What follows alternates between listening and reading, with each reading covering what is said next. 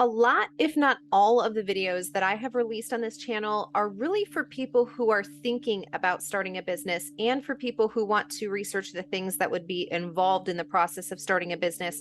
But today I want to do a video specifically for the people who have already started a business, but maybe things aren't going exactly the way that you planned. So generally speaking, when you start a business, there are two extremes or tails of the bell curve that you can fall into when you first start.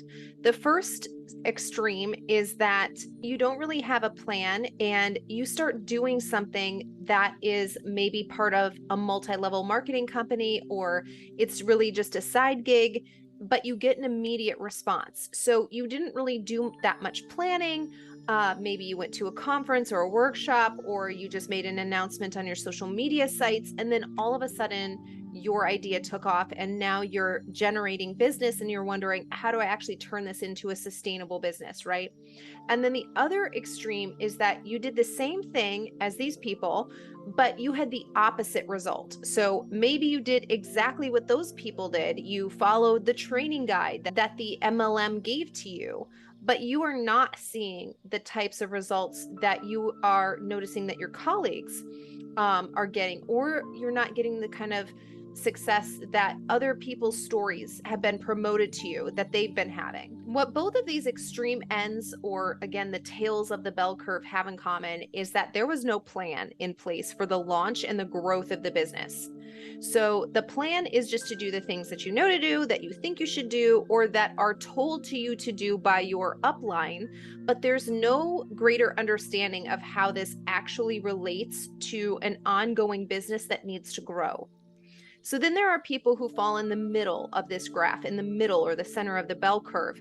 These are the people who have thought it through, who have a solid business plan. They have business partners and investors. They know exactly what they are going to do, but now they've hit some snags along the way of walking out their business plan. Maybe production is taking longer than you thought it would, and there are additional expenses associated with the increased time frame. Or maybe the market does something that you initially didn't take into account when you created your business plan. Maybe you thought it would be easier to get customers or clients, and now that you've started trying to acquire your customers, you're finding out that it's a lot harder and it's taking a lot more energy, effort, and time than you originally anticipated. This can be so frustrating because when you have written out a business plan and you have put all of the pieces that you could possibly think of into place, you have surrounded yourself with the people who are experts in their field in one way or another, you have set up multiple fail safes, and you have hired the mentor or the business coach, and you're actively trying to solve the problem that's before you. This can be so draining, and that just continues to grow the longer this growth plateau continues. So when you feel you have done everything right and you are still not making progress, the urge to quit, the idea to go back to your old job, to second guess what you are doing with your company, questioning whether or not you are actually doing something worthwhile, if this will all pay off. These are all real things, real feelings, and real thoughts that every single entrepreneur will struggle with. So what are we going to do? Is it time to just give up? Is it time to just keep going, to come up with a completely new plan? What do we do to move forward?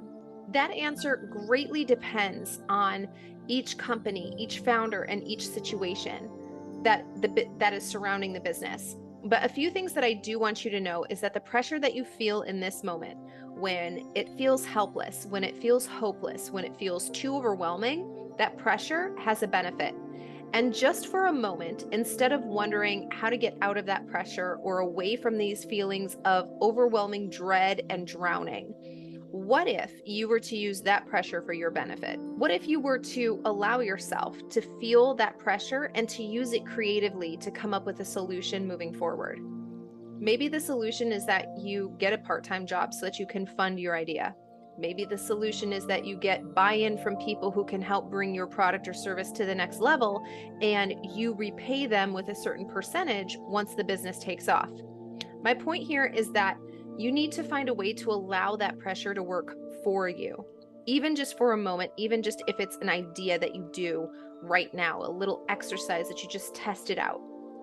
Entrepreneurs are meant to find solutions to problems that either nobody else has found before or nobody else is willing to do at that speed or price or in that certain manner. So how can you use your skill set, your natural creative ability to find a way to move forward in this situation that you are in? All entrepreneurs will face challenges regardless of the amount of funding that they have or the people that are on their board or even the timing or the environment, the atmosphere that they are releasing their product or service into. One of my favorite podcasts is called The Diary of a CEO, and one of my favorite episodes of this podcast is from the founder of Whoop. Whoop is a device that tracks your sleep, your activity level, and your overall health. It doesn't do anything else. It's not a watch. And because of this very specific focus, a lot of athletes now wear this device. The full episode is linked in the description of this video if you want to listen to it. But what I want to point out is that Will Ahmed, the founder of Whoop, had raised over $25 million for research and production of this device. But there were times when he barely made payroll and everything hinged on him being able to outperform Apple and Nike and Fitbit and Sony and Samsung in a way that would actually make meaningful impacts to real athletes. I share this story to let you know that as an entrepreneur who is struggling with motivation to continue going, and maybe you're questioning why you started. I want you to understand that this is a part of the process of reaching your ultimate goal, and that every single person who is an entrepreneur, regardless of the amount of funding, of knowledge, of experience that they have surrounding them, will face this question. One of the other things that I've noticed entrepreneurs do is that they look at their journey of entrepreneurship as one large mountain. And in other words, they see one valley and that's their starting point. And then they just kind of have to trudge up this mountain every step of the way until they finally reach their ultimate goal. But what would really be more helpful is to look at this journey as a bunch of mini hills. You will have lots of ups and lots of downs on your path as an entrepreneur. And when you only think about there being one valley or one low point, and the rest of the time it's just this uphill struggle to get to your final destination, it sets you up for an unrealistic experience. You don't have a realistic picture of what this journey is going to entail from the beginning. But when you know that the journey is going to encompass a bunch of highs and a bunch of lows, then you can better mentally prepare and plan for what to do on your down days when you are lacking motivation, when you are lacking vision, when you are lacking confidence in yourself, in your company, or in your idea. And maybe simply having a different perspective on the journey from the start is what you need in order to take another step and to try again tomorrow. One thing that I found is really helpful to me when I'm struggling with motivation to keep going in my businesses is to try to pinpoint the exact places where I'm having frustration, where I'm feeling stagnant. When you are low with motivation, it can feel like the entire thing isn't working, like the entire idea, the entire business plan, the entire company isn't doing what you want it to do. And so you just want to scrap the whole thing. You just want to start over with something else. In those moments, something that I do for myself is I identify specifically where my frustration is coming from. For example, if I'm frustrated with sales, I look and find out what I have been doing the past month, the past 4 weeks to acquire new sales. I also look at what I've been doing for my current clients to ensure that I keep them and that they are having success. I look at the list of things that I have set out in my business plan to make sure that I am still on track with those concepts.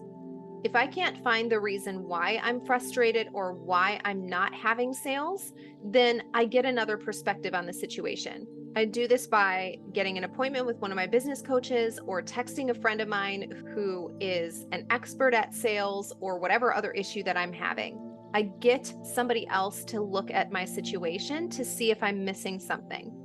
One thing that entrepreneurs struggle with is ensuring that they have the right support system around them because they feel like they have to do everything on their own inside their business. And this then creates a mentality that there's nobody doing what they are doing. Just because you're setting up and starting a business for yourself, and maybe you are the first one in your family to ever do that, or the first one of your friends group to ever do that, it doesn't mean that somebody else out there hasn't already walked this path that you find yourself on now. And it is important that you do your part to connect with those people so that on these days when you are lacking motivation or direction or vision for your business, you have somebody reliable that you can reach out to and get a second look at what's going on. One of the reasons that I love this exercise of identifying exactly where my frustration is coming from is because in the past, when I have done this, when I can identify specifically where I'm feeling frustrated, and then I look at that thing and I find my activities and I find and identify the disconnect of that gap of where I am now and what I've been doing, right? And there's usually something that is amiss. I can then fill it. I can then do something different. And usually I can see a turnaround on that issue right away. So this is really a skill set that as an entrepreneur, you need to get not only good at implementing, but recognizing right away. Because the longer you sit in your lack of motivation, the longer things don't get done, then the more that sense of despair grows.